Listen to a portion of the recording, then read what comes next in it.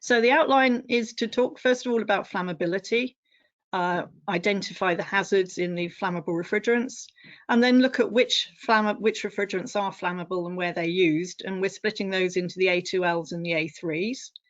Look at the hazards in more detail, and then more importantly, how you work safely on site, and also look at the application side. So there are obviously with flammables maximum charge sizes, and there are some other restrictions as well.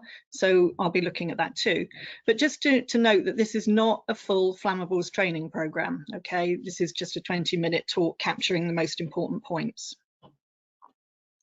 So I'm going to start by looking at flammability, and that leads on to safety classification to explain the difference between A3s and A2Ls.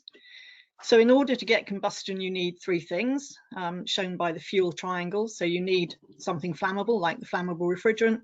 That has to be mixed with oxygen, which is obviously in the air.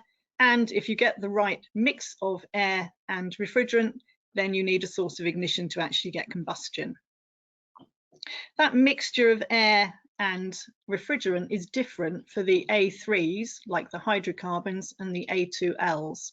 So for the A3s, you need less refrigerant to start to become flammable, so around about 2% of refrigerant in air, whereas for the A2Ls, you need more refrigerant to become flammable. So for R32, for example, a very widely used A2L refrigerant, you need 14% to start to become flammable, to become into this range here where you're flammable. So looking at the differences between A3s and A2Ls in a bit more detail, I guess we should start with the A1s. A1 or B1 refrigerants are totally non-flammable. So that's things like with A1 refrigerants like CO2, 404A, 134A, etc. And then we go up in degree of flammability. So really what I want to do here is just to describe the difference between an A2L and an A3. So the A3 refrigerants are higher flammability, and this is things like the hydrocarbons. In order to be in that category, the lower flammability level, in other words, percentage in air by volume, needs to be less than or equal to 3.5%. So very little refrigerant in air to get you into an A3 category.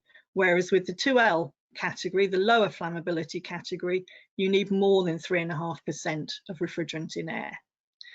And then in addition to that, the actual heat produced with a higher flammability refrigerant with an A3 will be greater than it would be with the A2L refrigerants.